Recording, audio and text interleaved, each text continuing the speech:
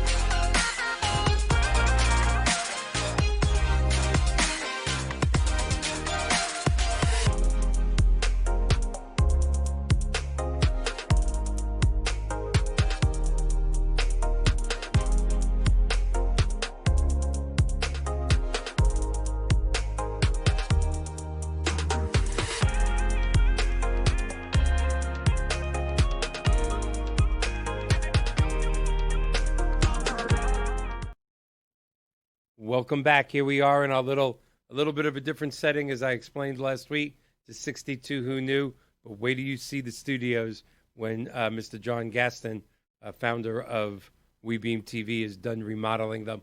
They are going to be beautiful. In fact, if you're in Florida, I might even go as far as saying they're going to be huge. Only the people in Florida will know what that means. But they're going to be beautiful when they're done. Welcome to 62 Who Knew. Tonight we have a fantastic guest, Mr. Bill Borton, who for decades has had his own successful financial planning practice. And he started a television show called Live Better Longer. Sounds a lot like 62 Who Knew. We've never personally met, but we've been connected on LinkedIn. And the more we read about each other and saw what we did in our mutual posts, it's like he has the same goals in Malton, New Jersey, as we do here in the west coast of Florida. We connected with each other and said, we got to be on each other's shows. It's going to be a great show, and I'm going to bring him on in just a few minutes.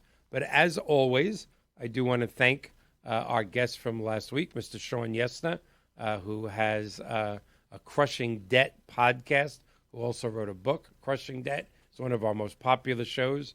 He really did show us, I learned a lot about a lot of those creditors out there that are bullying you, and you just don't have to take it. So that's a good thing. Thank you again for showing. We had another great week with 40,000 plus viewers. We're pushing to be over 50,000, and the goal is over 100,000 before the end of the year. And as I keep mentioning, in the next 4 to 6 weeks, look forward to the 62 Who Knew podcast that'll be launched in the next 4 to 6 weeks. But again, let's give a quick synopsis for the new people that are just watching, and I hope our audience that is loyal to us, the 40,000 plus, I hope you share the show as you like the topics that we cover. But what is 62 Who Knew? Simply put, 62 Who Knew deals with the blessing or the mixed blessing of longer lifespans. Every person, every generation, my father, his father before him, and it continues to go, has the same thoughts as they approach their early 60s. Should I take my Social Security, or should I defer it and keep working till a later date? Did I save enough money? Should I invest in stock market, or should I do more conservative things like annuities? Do I need long-term care insurance? And if I don't have it, is it too late in my late 50s, early 60s to get? Do I need to keep my life insurance? There are so many things.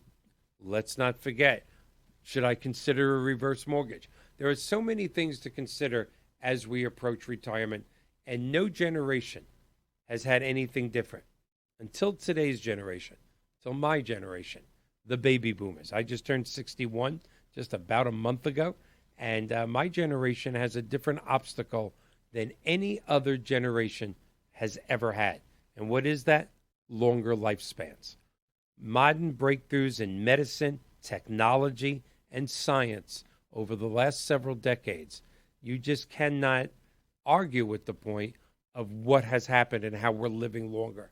Certain childhood diseases, God, this makes me sound so old, when I was younger, like the mumps, chickenpox, measles, Today's children don't even know they exist. Many cancers in both men and women, if found at an early enough stage over the last 20 to 30 years, are almost curable between 90 and 95%. We make leaps and bounds on a constant level. Gene therapy, stem cell therapy, immunotherapy. We're living longer and longer. And although that does sound like a blessing, if you in fact make it to 62 in this country, you have better than a 50-50 chance of making it into your 90s. And the truth is, in this great country, less than 1% of the public, that includes me, can financially retire in their early 60s and live another 30 years. 62, who knew at 62 that you have at least half the amount of time that you've already been on this planet still to be here? And this show is based around bringing you guests every week that have a specialty and level of expertise in Social Security, long-term care insurance, life insurance, in-home care, annuities, Medicare, Medicaid. The list is incredible. Travel, health. We keep expanding it every week, and that's why our audience keeps growing. It has been a very well-accepted theory, and we thank you all for that. And tonight, our guest is no exception. As I said earlier, Mr. Bill Borton and I have been connections. That's like Facebook friends, but in LinkedIn language, we're connections. We've never met, but this man has dedicated decades of his life in the financial planning world to assisting people have a longer life, but not just a longer life, a higher quality of life.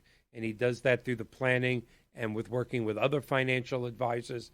He started a television show called Live Better Longer with almost the same premise as 62 Who Knew. So when we met each other on LinkedIn, we decided we needed to be on each other's television shows, share our audience, share what we do. And I'm just so excited to have this man. I can't wait to shake hands and break bread with him and meet him in person one day. For the time being, we have him beaming in to 62 Who Knew. Let's bring him up right now, Mr. Bill Borton. How are you, sir? Welcome to 62 Who Knew. I'm splendid, Mike. It's just another day in paradise up here in the Delaware Valley. Yes, it is. You were telling me hot and muggy, just like here in Florida, huh? Not quite so bad. We had a really hot stretch for about a week there, but it's a little bit more like June instead of August. Well, that's good. I am looking so forward to October, basically as soon as June hits, since I've gotten older, and don't tell anybody, a little heavier.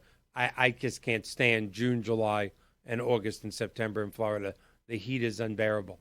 I'm old. I was down in the summer one, down Fort Myers area, and in the summer, and I couldn't wait to get back. Mm-hmm. Yeah, that's why I love San Diego so much. It's Florida without the humidity. Yes. Well, before we get going, number one, thank you. You know, we met each other on LinkedIn, as so many business people meet. I can't wait to sit down and break bread with you one day, meet you in person, be a guest on your show. We have so much in common, little different backgrounds, but you have dedicated your career to helping people live better and live longer. You have two of my favorite books behind you. I do know, by the way, we might as well get this out of the way, I am not your favorite reverse mortgage person in the world. Usually when I bring on a guest, I am their favorite reverse mortgage person. But your favorite reverse mortgage person is Mr. Don Graves. And you know what? He's my favorite reverse mortgage person, too. So you get a pass on that one because he's unbelievable. Just a gentleman in every sense of the word. The old Kentucky boy. He is. And you get a pass on this one. I'm okay. Usually I don't want to be number two, but I'll be number two behind Don Graves any day of the week. But before... Go ahead. He's up here in Philly as well. Yes. And Don and I have done business together, and we break bread, and he's just become a really good friend. And actually, he's been on my show twice now. Yep. He's just, it's an old-fashioned expression that our fathers used. But Don is just good people. Besides being a true professional at what he does, he's just good people. And that's a good thing to find sometimes in today's crazy world. So Indeed. Before we go on to real questions, I ask my guests the same question at the very beginning, no matter whether they're an attorney, a health food expert, Social Security, Medicare, it doesn't make a difference. You've picked a very specific thing in life with very specific goals. Many times it's personal, sometimes it's not. But I want to ask you, what made the much, much younger Bill Borton a certain amount of time ago say, not only do I want to be a financial advisor, but I want to help people live better and live longer? What brought you into this? Well, I'm going to start off by correcting you just a little bit. Okay. I got my life and health and property and casualty licenses back in May of 1983, which means I'm 36 years with insurance license. Mm-hmm. And so my early part of my career was selling car and home insurance. And then I got recruited into the life insurance business. Mm-hmm. And I wasn't quite with the right company at the time. It wasn't a good experience. And then I found the Northwestern Mutual, where I spent a decade. Great company. Where they had a great training program, great products. It was a good run until it wasn't anymore. I got bored, and I was just getting the itch to do something else. And I got recruited into the employee benefits space, which is where I spent half my career, over 17 years. And so I was doing health and welfare benefits, and for a while some retirement plan work with mostly mid-sized employers, again, mostly up here in the greater Philadelphia area. And that was a really good run until the Great Recession hit, and I remember that. And healthcare reform became inevitable. And I started seeing the writing on the wall and said, I do not want to grow old doing this anymore. And so I took a look at my experience, life experience, career experience, my network, my professional designations from the American College, things that I was passionate about. And I also read a book by Daniel Burrus called Flash Foresight, where he talks about predicting the future based on trends. And I took a look and saw the baby boomers aging. You talked about that a little bit in your intro. And I saw that there was going to be a huge need for boomers to figure it out, as I like to call it. And so the two things that got me in my current career path were a 17-year senior to me, friend and mentor, who contacted me out of the blue and said, I need long-term care insurance right away. Bottom line was his wife had agreed to let him stay out of a continuing care retirement community as long as he got long-term care insurance. And so I had to research it. I said, first of all, try to turn him down. He goes, no. He goes, you're one of my best friends. I trust you. I want you to do this for me. So I did a lot of studying and a lot of research and quickly found out a lot that disturbed me about the current state of affairs with long-term care in the industry and the number of people that didn't have plans or policies. And so that was part of it. The other thing was that my parents both ended their lives with dementia. My mother earlier than my dad. She passed at 83. My dad's body made it to 94. His mind only made it to about 90. But I got to experience all the aspects of long-term care planning when you don't have a plan. And thankfully, my brother, sister, and I were able to triage and were able to get them squared away in a way so that we didn't have to become caregivers. And ultimately, they ran out of money after my mom died. My dad ran out of money and went on Medicaid. But it all worked out okay for them. So my siblings and I, we really dodged a bullet. But I became painfully aware of what the world of caregiving and long-term care is like when you don't have a plan. And so I said to myself, when I wanted to reinvent myself at age 58, what am I going to do? So I thought long-term care planning and insurance. And then I thought, well, who am I going to serve? Who am I going to sell? And so, they asked Willie Sutton why he robbed banks. He said that's where the money is. I like that. I decided to focus on what I consider to be high net worth baby boomers. High net worth is 1 to 10 million of invested assets. And I don't know about down where you are, but up here in the greater Philadelphia area, there are thousands and thousands of people who meet that criteria. And I thought, well, there's not a lot of people competing with me. At the time I got in, all the big insurance companies that had been selling traditional long-term care were heading for the exits. And then the people were starting to get the rate increases and the headlines and all that. And so, gee, I'm going to get in while everybody else is running the other direction. And I thought, well, I'm either a genius or I need my head examined. But I like to think, in retrospect, that I was in the right place at the right time. You made the right decision, no doubt. I think so. Oh, yeah. So I also determined that if people who were in their 50s and 60s who had money were as smart as most of them thought they would be, they probably had some people advising them, probably an accountant, almost certainly some kind of financial advisor, whether they were really truly an advisor or not. But they had somebody who was collaborating with them on their behalf for at least the accumulation phase of their financial world. Mm-hmm.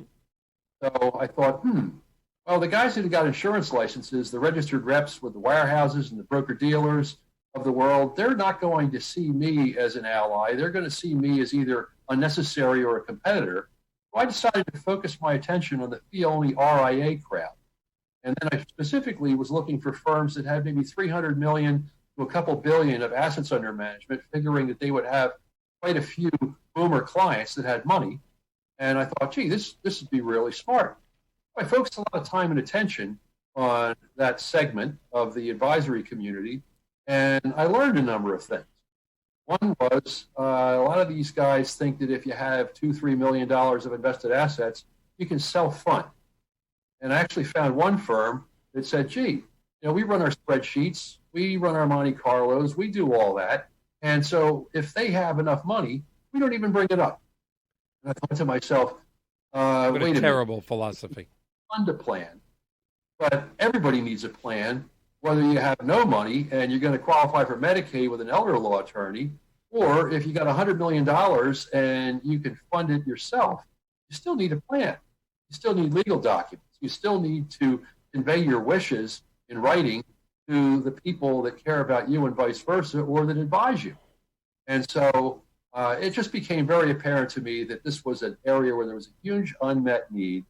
And so I decided to focus on all this. Over time, I started getting contacted by people who knew me, advisors, other people, accountants, attorneys, when their clients were turning 65 and they were getting barraged with mailers and phone calls about Medicare. So I learned about Medicare. So now I deal with people with Medicare supplements and help them figure out what Plan D to buy and things like that. Then a little while later, I started getting contacted by people who were either losing their jobs and had everybody wanting to help them with their 401k. The sharks smell the blood in the water. Right. Or, some of my clients were attending educational dinner seminars and learning about annuities. And so they would contact me because the know, like, and trust factor, as I like to call it. Yes. And so I learned about annuities. So I started thinking, gee, what am I really doing here? I'm managing risks in retirement that can be managed, and I'm getting into retirement income planning. So I kind of changed my wording around, and now I refer to myself as a retirement risk manager and income planner. And I tell people I'm an educator and a consultant, and I get paid on commission. Unfortunately, the insurance regulators, will not let me charge fees and earn commissions. Right. And if you charge fees, I'd starve to death. So I work on commission. Most of us do. I do some free consulting, but what are you going to do? Yes, we all do that. Well, before we start with some questions, you mentioned something that's always been a sensitive topic to me, and let me make it clear. I will put my knowledge of Fannie Mae, Freddie Mac, FHA, specifically reverse mortgages, but all mortgages against anyone. But I am not a certified financial planner. I am not an independent financial advisor. I do not have an insurance license. So I don't have your level of expertise in so many things. But being a mortgage person that specializes in clients 62 and above, when I hear people, that have that net worth, I'm going to take it down a little, between $500,000 and $3 million. I think you had said $1 million and $3 million. I'm taking it down to $500,000 to $3 million. And their financial planner says to me, we don't even bring up long-term care insurance. They're self-insuring. It flabbergasts me. There is a number out there. Maybe it's 10 million, maybe it's 30 million. It's well above 3 million. where one catastrophe could wipe out such a large percentage of your net worth. Self-insuring is nothing but a huge gamble. Self-insuring, when you have a couple of million, and this is my humble opinion, is the same thing as going to Vegas to the roulette wheel and putting your money on black and red. Your average person thinks you have a 50-50 shot, but Vegas is smarter than that. There are 2 0 squares on the roulette wheel, one with 1 0 and one with 2 zeros. And that little extra square makes it in favor of the house. So when somebody says to me, oh, yeah, I have a plan for long-term care, I'll pay for it myself, they better have a lot of millions in the bank. And they better not, and I hope nothing happens to them, but I don't get the self-insuring. I think that's a huge gamble. Well, if you're married, chances are when you add the expenses for caregiving along with your spouse's regular living expenses, the income need in the household goes way up. But again, when somebody doesn't want to talk about a subject or doesn't want to buy insurance, any knee-jerk reaction will do. You kick the can down the road. That's right. And saying you're going to self-insure, let me correct you there. I say self-fund because an individual is not an insurance company. That's right. But you self-fund the perceived risk, chances are they haven't had the discussion with anybody, including their spouse or their adult children. So true. They haven't gotten the legal documents in place, the powers of attorney and the advance directives, and they haven't put any of their wishes in writing. And so therefore, they're just putting their head in the sand, and there you go. And so somebody once said, hope is not a strategy. That's so true, yes. So I tell people, though, that I can only help people that are willing and able to be helped. Willing or able, it has to be willing and able. There was an old Scotsman named Thomas Dewar who said over 100 years ago, minds are like parachutes. They only function open. That's right. My favorite motivational speaker, Tony Robbins, usually starts his daily things, his seminars and workshops with that exact quote. They only work when they're open. All right, so let's get a little more specific. Somebody calls Mr. Bill Borton on the phone and says, okay, I was referred to you. What services do you provide?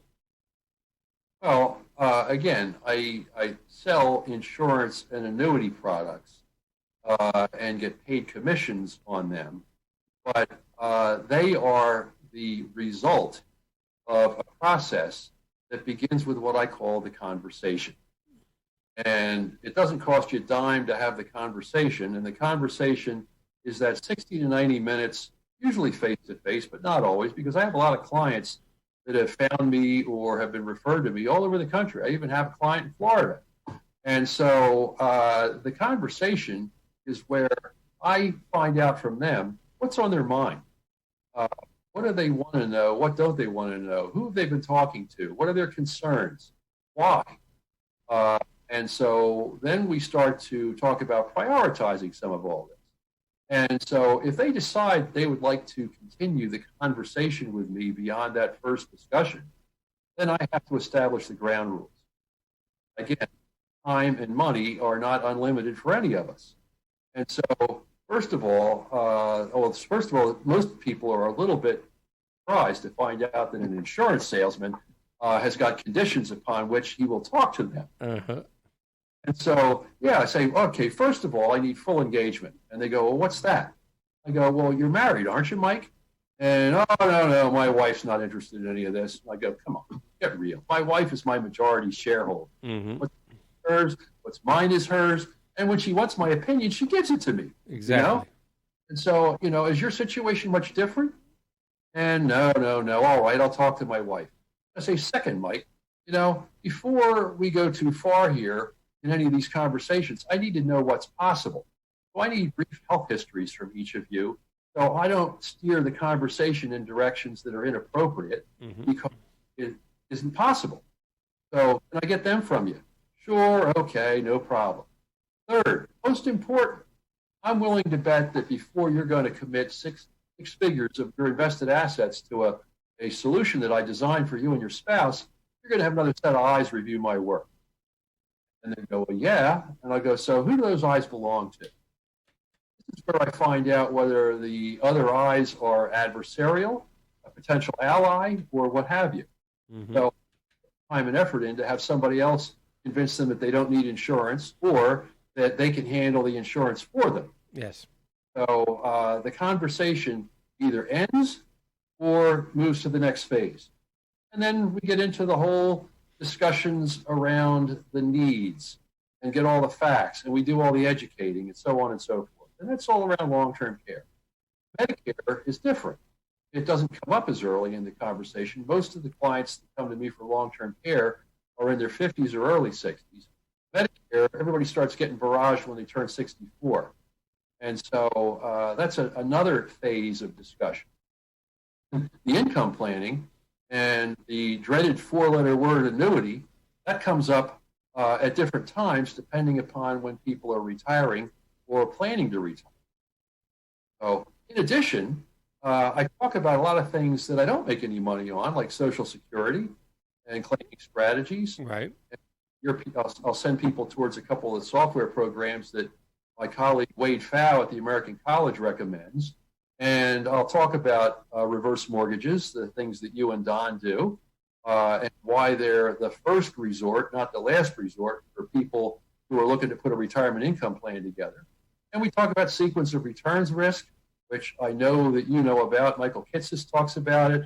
Tom Hegna talks about it. In fact, he just did a post on LinkedIn with the market going down about that and about how that can affect people.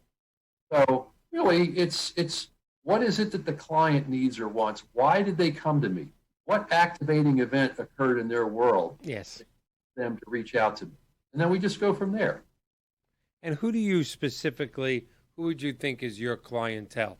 Is this somebody from 60 up, 50 up? I would think you want to catch somebody in their upper 40s, even low to mid 50s to make sure this is right before they get to into the 60s and 70s and have fewer options. But who is your clientele? What's your demographic?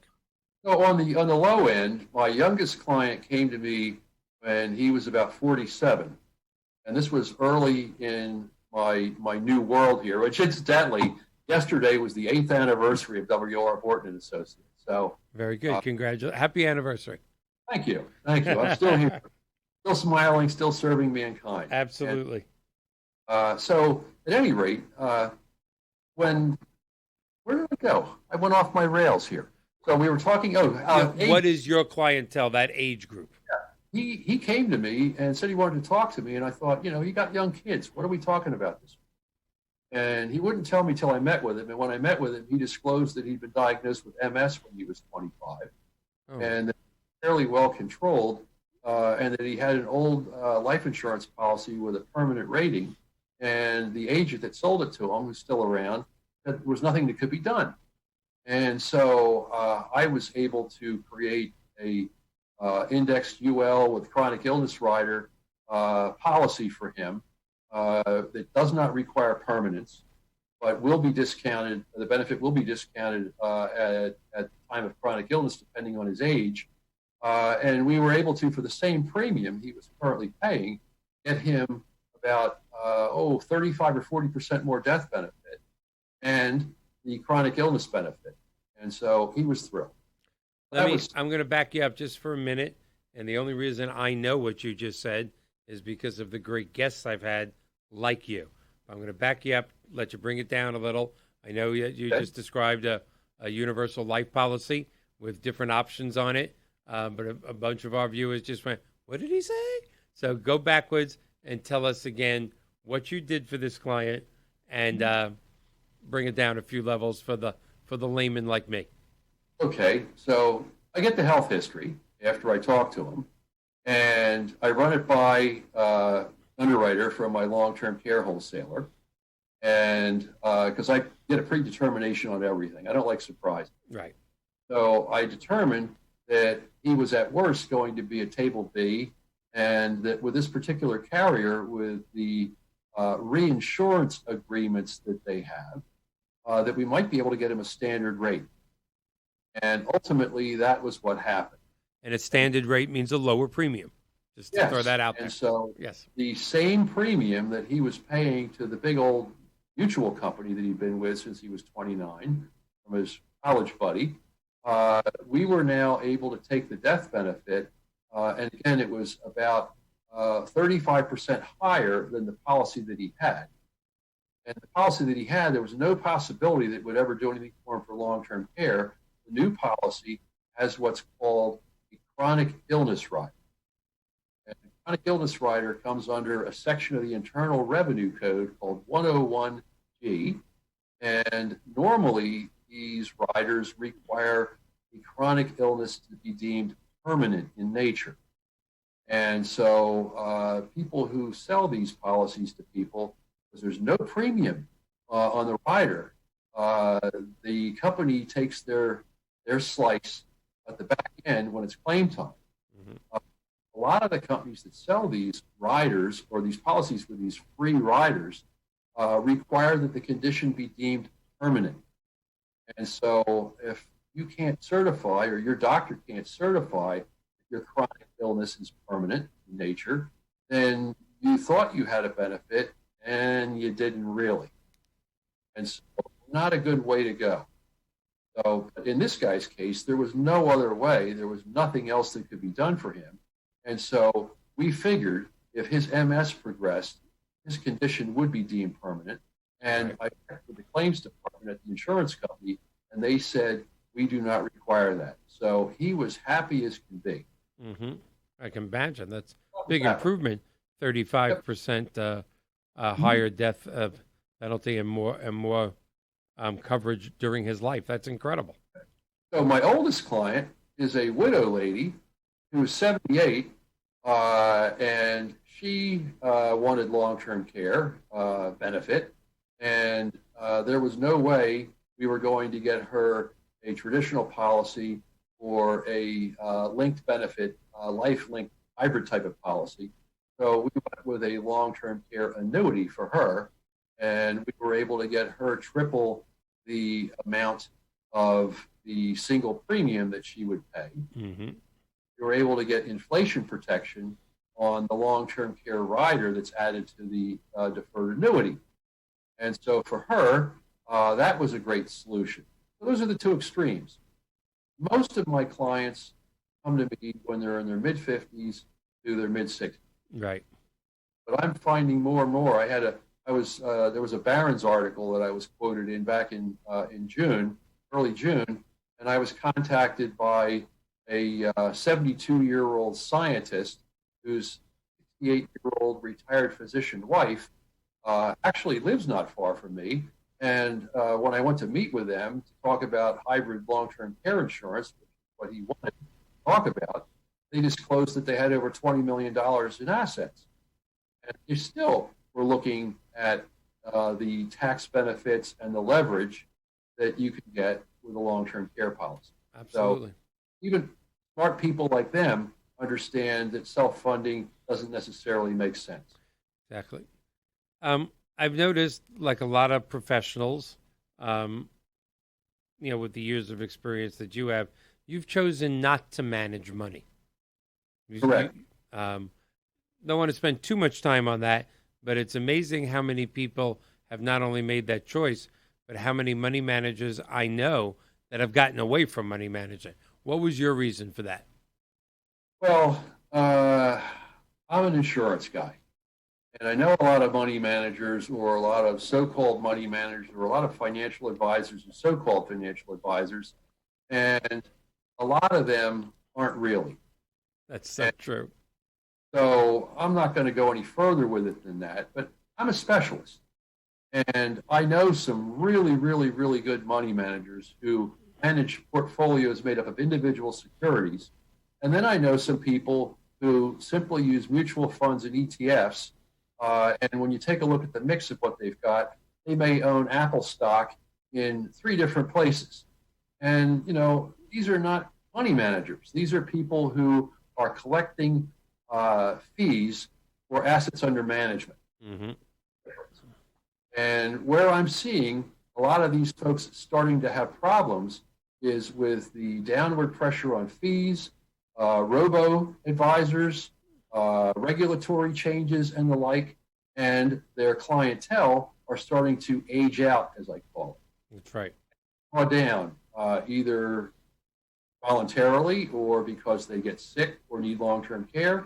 Or if one of them passes, the other spouse may take the money and run, go somewhere else. Yep. So I figured I would much rather collaborate with financial advisors who truly are financial advisors and do planning and are fiduciaries, and I'll manage the risk. And that way the client is the winner. Absolutely. When the DOL rule looked to be inevitable prior to the current administration coming in, I went and got my Series 65 Investment Advisor Representative designation license. And I was thinking about becoming an RIA. And then I determined, no, I'm not going to do that. So I have solicitation agreements with 5 RIA firms in the Philadelphia area, so that if I bring them money to manage while I'm doing what I do, I could receive some of the fee. And so that's worked out okay so far. Okay. Now let's talk about for a second your television show, Live Better, Longer. Like I said, when I first read your profile on LinkedIn, I went, wow, do I know this man? And why don't I know this man? How long has the show been on? Let me ask you that. We're about a year now. I'm coming up in 2 years, the end of October. Fantastic. So I was a guest on someone else's show on what's called RVN TV, which is similar to WeBeam, but I think maybe it's not quite as far along in its unfoldment, as I call it. But I was a guest on one fellow's show, and then another colleague of ours got his own show, and he invited me to be on. And the day that I went on his show, they had already kind of teed me up with the producer that I wanted to do a show. And so after I was on, I spoke to him and said, "So what do you think?" He goes, "What's your show called? Live Better Longer. What's it about?" "It's about helping baby boomers live better longer." Yes. He says, "When can you start?" What's it about? It's a cooking show, Live Better. Of course we. Yeah. There you go. Thank you, Captain Obvious. Yes. The reason why I wanted to do it was because I need to differentiate myself from the other guys and gals out there. I'm not a big fan of prospecting. I'm not one of these 10-3-1 in the funnel guys where I have to do all that. I don't want to go dialing for dollars, doing dinner seminars. That's not my style. And so I need the transfer of trust. When I can't get the clients from other advisors or accountants or attorneys, I need to develop the trust on my own. And so I've been working diligently over these years to create a large amount of digital content, including my show. I have a YouTube channel where I have most of my shows. I have videos that I did with Jamie Hopkins and Dave Littell at the American College. I've been interviewed by a few other folks. And so I have copies of all these videos on my YouTube channel. And so that causes me to be very visible. I also mentioned I was published by Barron's. Well, Barron's has published me twice, Forbes a couple times. I wrote an article for the Society of Actuaries Long-Term Care News back in 2015. I've spoken to actuaries groups. And so I do everything I can to make myself different in good ways. And so I had a couple guys that were bugging the heck out of me to do podcasts. They wanted a lot of money to do a couple of months, transcribe them, and they wanted to manage my website. Well, I didn't need my website, and I didn't need podcasts to be transcribed. So I contacted my buddy that first had me on his show and said to him, "What do you pay to be on your show?" And he goes, "Nada, zilch, nothing." And I said, "What are your obligations?" He said, "I have a guest every week." And I said, "Is that it?" He goes, "That's it." So that's why I'm doing Live Better Longer instead of a podcast. Now, I know you've had Don Graves to talk about reverse mortgages. Tell us a little bit about other guests that you've had to build the show in that realm where you want to stay. Well, you see the book back here on this side, that's rewirement. Right. the way you think about retirement planning. And that's written by my friend Jamie Hopkins, who was with the RICP designation program along with Dave Littell at the college until he departed at the end of last year, joined the Carson Group as their director of retirement research. And Jamie and I become good friends. In fact, we're working on an article together for an estate planning journal on long-term care planning and risk management and retirement for high net worth people. And so Jamie published Rewirement in May of last year. And so he agreed to come on my show, and we plugged the book. And so so that's why that book is autographed copy. Don's is autographed as well, and so on and so forth. But I've had my financial advisor on the show twice. He's a RIA and a CFA with about a $2 or $3 billion asset under management firm. Really a wonderful guy. And so he's been on. But I've also had a woman who teaches mindfulness. I had on a chiropractor. And I had on a psychologist who's developed heart-assisted therapy. Wow. And I've had a woman who left her corporate job and is now traveling the world doing a retirement blog and getting advertised. I've had on boomers who reinvented themselves later in life and are phasing into some type of entrepreneurial retirement. Mm-hmm. On and on and on. I try and keep it fresh. And one of the other areas that I've gotten into was caregiving. And you had a guest a week or two ago, Kathy Sikorsky, yes, who is my neck of the woods. Kathy has been on my show. She's a recovering elder law attorney who's passionate about caregiving. Mm-hmm. We had a ball with her. Yep, she's a pistol. Pretty routine. So she's been on. And then I've had other people that have written books about caregiving and dementia and things along those lines. Again, all very important topics, as you mentioned earlier. Sometimes it's hard to find guests. I will tell you that as the host of this TV show, although we're booked out for the next 6 weeks. And I think as we discussed off air, the 4 topics that seem to have taken us in the last year from 0 viewership to 42,000 plus have been in this order: long-term care insurance, Medicare, reverse mortgages, which I'm personally very happy about, and Alzheimer's/dementia, different types of dementia. That show seemed to touch a lot of people's heart and nerves. So we have started over the last several months to repeat our guests, quite frankly. And this is going to be one of the last couple of shows that we do 62 Who Knew with just 2 people. We're actually going to start having a minimum of 2, maybe 3 at a time. I think it's time for a long-term care insurance expert and a Medicare expert to be on together to talk about how they can work together, or that Medicare expert and the Alzheimer's expert together.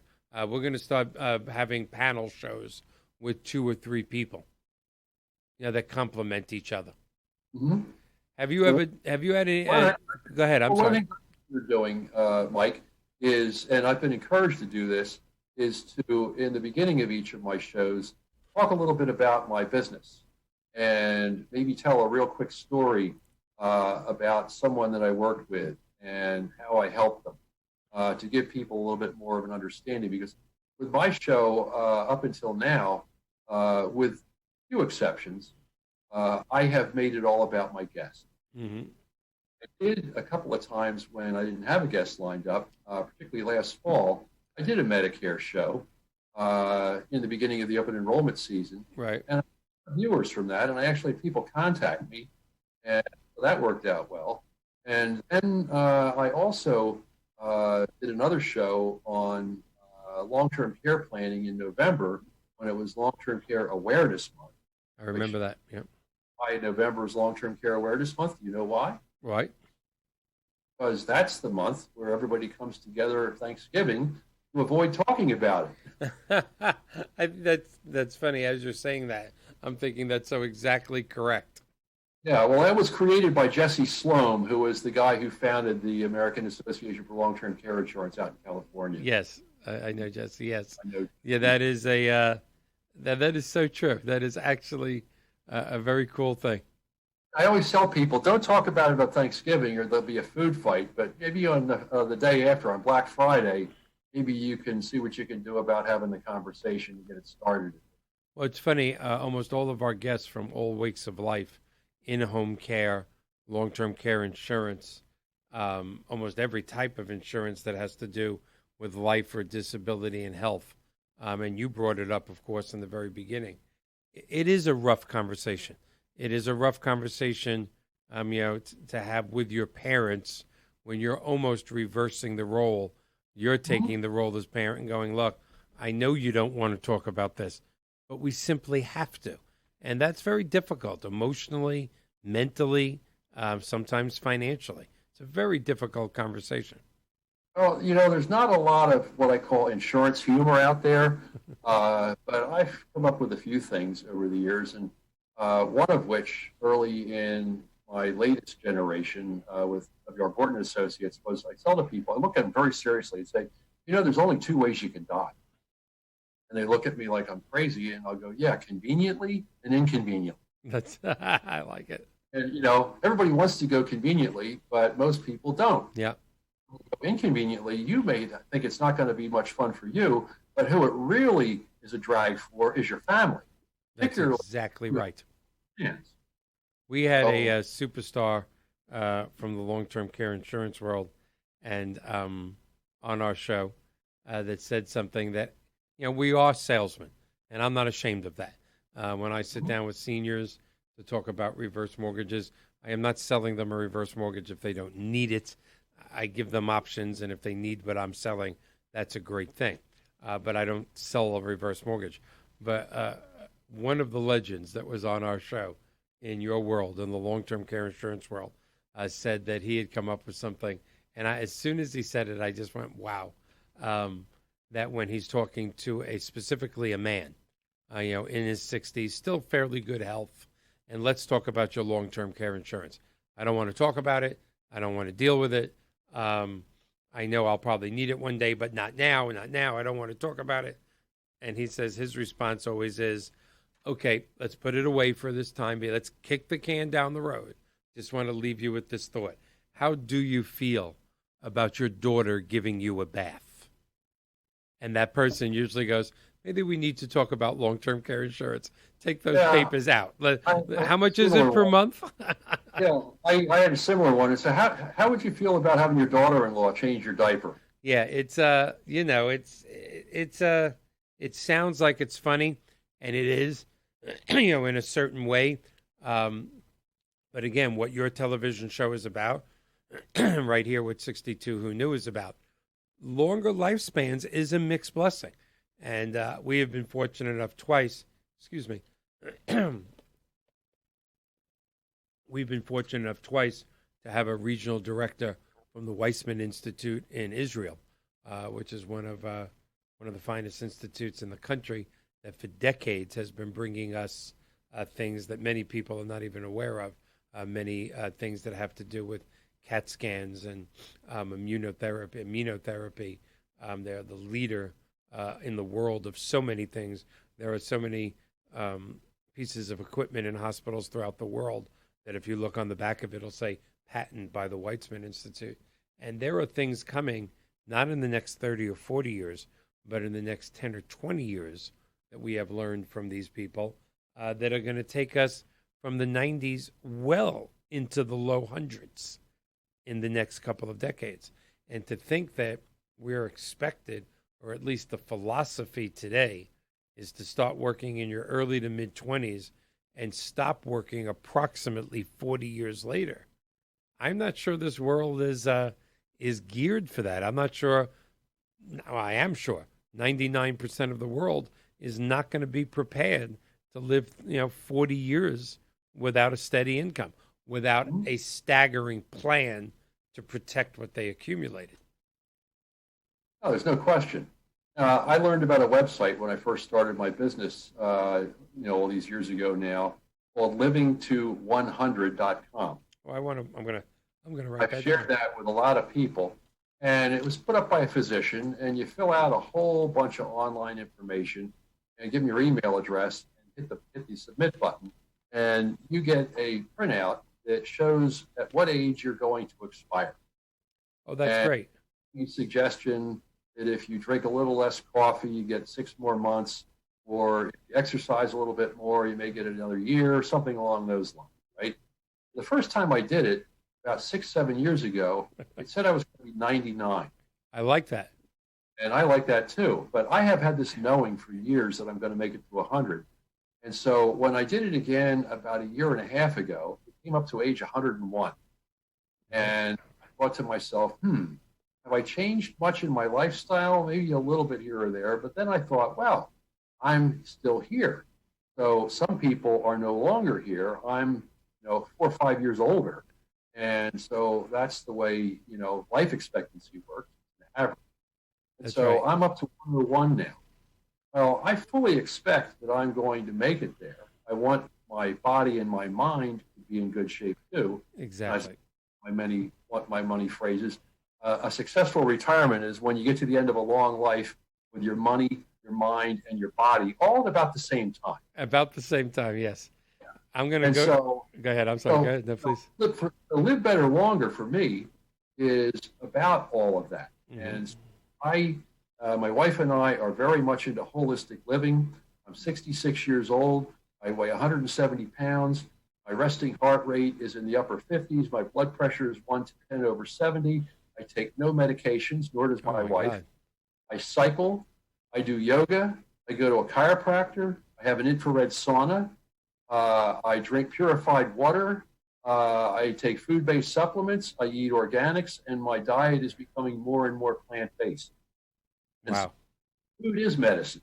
Mm-hmm. And so I believe that chronic illness and a lot of the things that cause older people to be popping medications are entirely unnecessary and preventable if people would just be willing to wake up. You So really part made of me my- feel guilty with that list of stuff. Sorry, Mike. Sorry, I can't pull any punches here. No, that's okay. It just, you can see from the cup. I just came from Chili's before the show. And I think if I go to living I've got to good H2O here, All right. Well, iced tea is mostly H2O, so I think I think if I go to the website livingto100.com, I think the result will be buy a shovel. That's what I happen to think my result would be. So if somebody's thinking about an annuity or delaying Social Security to 70, it would be a nice idea to have some idea about how long they're going to live. I think that's incredible. Livingto100.com. 100 is the number, right? 100. Yes. Yep. So I tell financial advisors about it all the time because doing a Monte Carlo simulation showing the money running out at 95, you might want to rethink that, Well, especially when you do a Monte Carlo simulation, I have to say for the majority of the world, and it runs out at 82. I'm not really that worried about the 95 people right now. But the 82 and 84, it's my premise that those are the people that end up in a McDonald's going, would you like fries with that? Or in front of Walmart going, would you like a cart? And that's no way to end life. No, it sure isn't. So at any rate, so we could talk about all kinds of stuff here. Retirement income planning. I'm a big fan of the flooring strategy, which gets a lot of attention from Steve Vernon from Stanford. We have about 2 minutes left, but take it. Tell us the flooring strategy, please. Well, this is where you take Social Security, any pension assets that may be available, and to the degree that it's not covering all of your necessary expenses, taking some of your portfolio, particularly the bond portion, and buy income annuities and create that income floor. Thank you, Tom Hegna. That enables you or your advisor to go long, as I call it, with equities and go more for growth because you don't need to worry about market downturns because you've got your income coming in. And then if you get a good old reverse mortgage, New Jersey, reverse you can manage the sequence of returns risk. You can use that to stave off Social Security till later. There's, as Don puts it, it's the Swiss Army knife of retirement income plan. That's exactly right. There's so many things that go into a retirement income plan, and most of the accumulation world out there, advisors, are asleep at the switch, which is one reason my phone rings. Well, we have about a minute and a half left. I want to absolutely thank you so much for coming on the show. I hope you will come again on the show. I am going to be in New Jersey a couple of times in the next couple of months, so I absolutely want to come on your show Maybe we get Don on at the same time. We'll have two reverse mortgage people and just flabbergast the world. Well, we'll see about that. Don's pretty hard to nail down because he travels a lot. He does. He's a very popular speaker, and rightfully so. But I do really and truly want to thank you. Were we able to get, I know we don't have all our tools that we normally do as the studio is being remodeled. Were we able to get the website up, John? And if not, Bill, tell us, how would people contact you? That's the best way to get a hold of you. Very easily. My website is wrborton.com. My email is bill, B-I-L, at wrborton.com. And my phone number is 856-817-6100. So these will do. And of course, I'm on LinkedIn, Bill Borton. Mm-hmm. That's where I found her. So. All right. Well, just a little less than 30 seconds left. Thank you so much for being here. I hope you come back again. I hope to be able to come up and do your show and break bread with you. With a little less than 30 seconds. Next week, we're having a very exciting show. We have a Mr. Mark Glickman coming on, who has engineered and is creating one of the largest national websites, informational websites, for long-term care insurance. You know that's our tickle button here on 62 Who Knew. Join us next week. It was a great show. Thank you, Mr. Borton. Thank you to all our great audience. Thank you very much. Thank you, Mike.